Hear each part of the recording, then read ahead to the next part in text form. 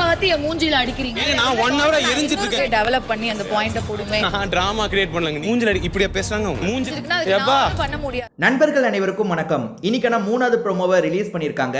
இந்த 3வது ப்ரோமோவை பொறுத்தவரைக்கும் விக்ரம்க்கும் திவ்யாக்கும் நடுவுல ஒரு சண்டை மாதிரி ஏற்படுது. 4வது டாஸ்க்ல சண்டை வரும்ன்ற மாதிரி ஏற்கனவே ட்விட்டர்ல பேசிக்கிட்டாங்க. 4வது டாஸ்க்ல திவ்யாக்கும் விக்ரம்க்கும் சண்டை வரும். அதே மாதிரி விக்ரம் இருக்காரு பாத்தீங்களா, தெரியாதனமா சபரியோட பிரைவேட் பார்ட்ல அடிச்சிருப்பாரு. அதாவது பால் வச்சு அடிக்கிற மாதிரி டாஸ்க் நடந்திருக்கு. தெரியாதனமா அவரோட பிரைவேட் பார்ட்ல பால் பட்டிருக்கு. ஆனா சபரி அதை ஸ்போர்ட்டிவா எடுத்து பெருசா பிரச்சனை பண்ணல போல. திவ்யாக்கும் விக்ரம்க்கும் என்ன பிரச்சனைன்றதை பற்றி தான் இதில் சொல்லியிருக்காங்க. டீட்டெயிலாக இந்த விஷயத்தை பற்றி நம்ம டிஸ்கஸ் பண்ணலாம். அதுக்கு முன்னாடி இந்த வீடியோக்கு ஒரு லைக்கை போடுங்க.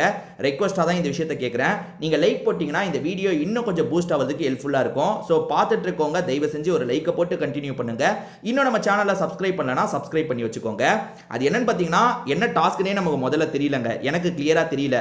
ஆனால் பாலை தூக்கி எறியணும் போல. அவங்க ஒரு வேலையை பண்ண விடாமல் தடுக்கிற மாதிரி பாலை தூக்கி எறியணும் போல. அவங்க நின்றுட்டு இருக்காங்கன்னா நம்ம இங்கிருந்து பாலை எறியணும் போல. அப்படி விக்ரம் எரிஞ்ச பால் இருக்குல்ல, திவ்யாவோட முகத்துல பட்டிருக்கு போல.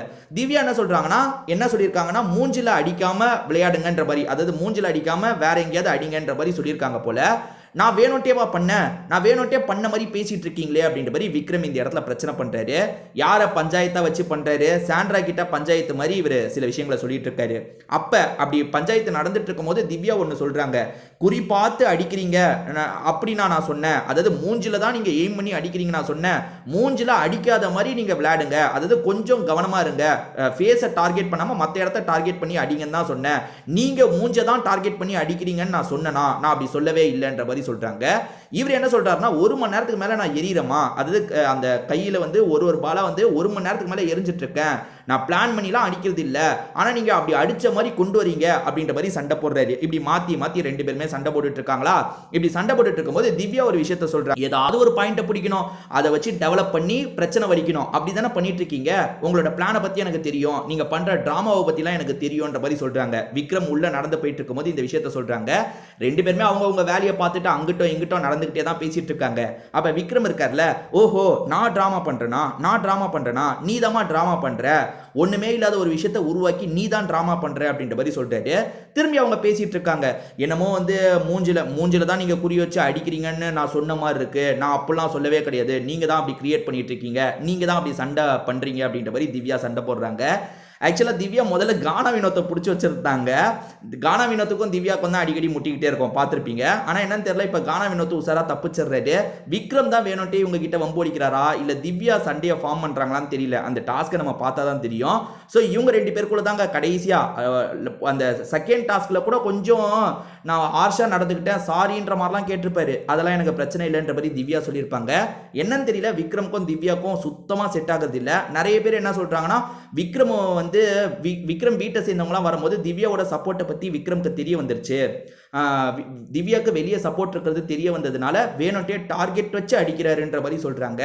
அப்படி டார்கெட் வச்சு அடிக்கிறதுனா கானா வினோத்தை கூட தானே அடிக்கலாம். இப்போ ஏன்னா வீட்டில இருந்து வந்தவங்க திவ்யாவுக்கு சப்போர்ட் இருக்கு, கானா வினோத்துக்கும் சப்போர்ட் இருக்குன்னு தானே சொல்லியிருப்பாங்க. 2 பேரையும் அடிக்கலாம்ல. அப்படி பிளான் பண்ணி இவர் அடிக்கிறாருன்னு சொல்ல முடியாது. என்னமோ தெரியல, இவங்க 2 பேருக்குள்ள செட் ஆகல, அதனால தொடர்ச்சியாக சண்டை வந்துகிட்டே இருக்கு.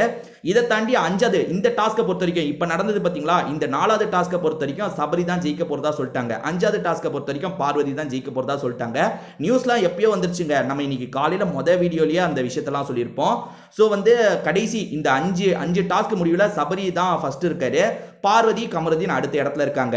இந்த சண்டை நடந்துட்டு இருக்கும் போது கடைசியில் விக்ரம் இருக்கார்ல, ஒரு மாதிரி கிண்டலா, சாரிமா ஏமா தெரியாம பேசிட்டோமா, என்ன மன்னிச்சிருமா அப்படின்ற மாதிரி கொஞ்சம் நக்கலா சொல்றாரு. அதாவது உங்ககிட்டலாம் பேச முடியாதுன்னு சாரி கேட்டா எப்படி கேட்போமோ அந்த மாதிரி இவர் சொல்றாரு. அதுக்கும் திவ்யா விட மாட்டாங்க. ஒய்யாலே நீ ஸ்கோர் பண்ண பாக்குறியா, இப்ப நான் ஸ்கோர் பண்றேன் பாருன்ட்டு சாரிப்பா அப்படின்ற மாதிரி இவங்களும் பதிலுக்கு அவர் என்ன பண்ணாரோ அதே விஷயத்த பண்றாங்க. பரவாயில்லப்பா, விக்ரம் சண்டைக்கு வந்தாலும் திவ்யா அதை சமாளிக்கிறாங்க பார்த்தீங்களா, இறங்கி சமாளிக்கிறாங்க. அது உண்மையிலே பாராட்டி தான் ஆகணும்.